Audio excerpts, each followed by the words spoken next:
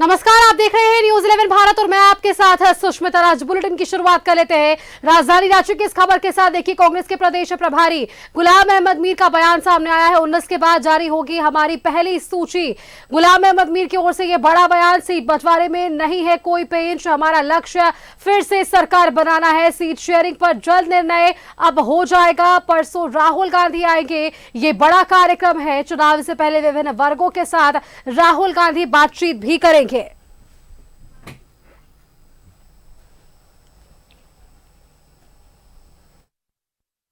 क्योंकि पहली नोटिफिकेशन आएगी, हमारी कार्रवाई शुरू हो जाएगी, तो उससे पहले सीट शेयर में कोई बहुत ज़्यादा सनसनी नहीं है। ऑलरेडी हम अलायंस में हैं। 2019 हम लोगों ने अलायंस में लड़ा है, तो हल्का सा कुछ हेर फेर सीट वीट का हो सकता है। वो आपस में एमिकेबली दोनों पार्टीज, बल्कि तीसरी फरीक चौथे फरीक आपस में बैठ के ऑलमोस्ट कर देंगे। कब तक डिक्लेयर करेंगे? तो डिक्लेयर तो शुरू हो रहा है, मुझे पता है, कल से नहीं। हाँ, कल से। हाँ, तो कोई दिक्कत नहीं। अभी तो हम 19 तारीख तक यहाँ बिजी हैं। आपको पता है राहुल जी का प्रोग्राम है।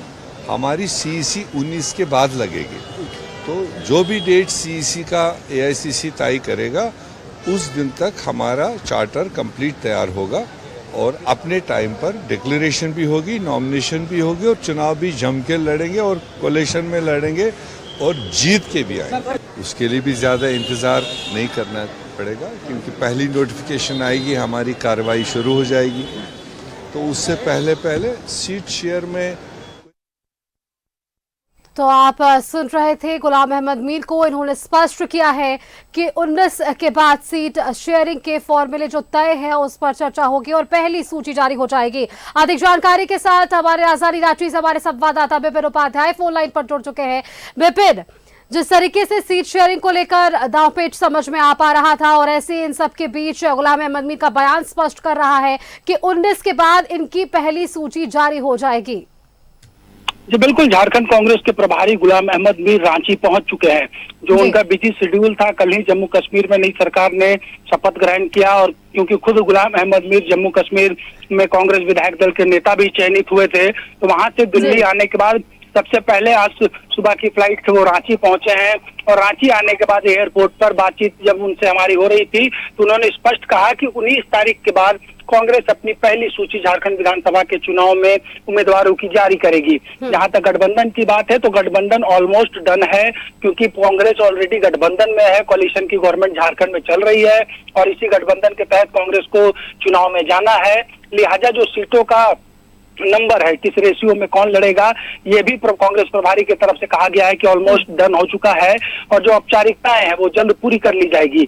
और क्योंकि 19 तारीख को राहुल गांधी का झारखंड दौरा है, राहुल गांधी समाज के विभिन्न वर्गों के साथ इंटरेक्शन करेंगे, तो उसके बाद 19 तारीख के बाद सीईसी यानी कि कांग्रेस की जो सेंट्रल इलेक्शन कमेटी है उसकी बैठक होनी है और उसके बाद कांग्रेस संभवतः 19 की रात या 21 तारीख के पहले जो है अपनी पहली सूची जारी करेगी। क्योंकि कल से नामांकन की प्रक्रिया जो 13 नवंबर को पहले चरण के लिए मतदान होना है उसकी शुरू हो रही है और 25 अक्टूबर तक नामांकन का अंतिम दिन निर्धारित है पहले चरण के वोटिंग के लिए। तो लिहाजा 20 या 21 तक कांग्रेस अपने उम्मीदवारों के नाम की घोषणा कर देगी। और क्योंकि प्रभारी कांग्रेस के झारखंड आ चुके हैं, अब से कुछ देर के बाद जो सीनियर ऑब्जर्वर बनाए गए हैं कांग्रेस के, तारिक अनवर जो कटिहार से कांग्रेस के लोकसभा के सांसद भी हैं, वो आने वाले हैं। टीएस सिंहदेव जो मैनिफेस्टो कमेटी के चेयरमैन है राष्ट्रीय स्तर पर, उनका आगमन होना है। इसके अलावा जो सीनियर कोऑर्डिनेटर्स और अन्य सीनियर ऑब्जर्वर हैं, तमाम लोग आ रहे हैं। तो इस बात की गुंजाइश बढ़ जाती है क्योंकि कल कांग्रेस ने अपने प्रदेश इलेक्शन कमेटी की बैठक भी आहूत की है, तो जल्द ही मुख्यमंत्री जो कि खुद गठबंधन के नेतृत्व करता और झारखंड मुक्ति मोर्चा के कार्यकारी अध्यक्ष है, तो उनके साथ भी सीट बंटवारे को लेकर बैठक प्रस्तावित है। कल तेजस्वी यादव भी रांची आ रहे हैं, यानी कि कल सीट को लेकर कांग्रेस इंचार्ज मुख्यमंत्री हेमंत सोरेन के अलावा तेजस्वी यादव सरीखे नेता बैठेंगे और मिलजुल कर जो खाका तैयार होगा बहुत जल्द उसे पब्लिक डोमेन में ला दिया जाएगा। बिल्कुल विपिन, और सबके निगाहें इस पर ही टिकी है किस तरीके से यहाँ पर सीट शेयरिंग का फॉर्मूला तय हुआ है और कौन से उम्मीदवार कौन से विधानसभा का प्रतिनिधित्व करते हुए नजर आएंगे, ये देखने वाली बात होगी। बहुत बहुत शुक्रिया विपिन आपका हमारे साथ जुड़ने के लिए और ये तमाम जानकारी हमारे दर्शकों के साथ साझा करने के लिए।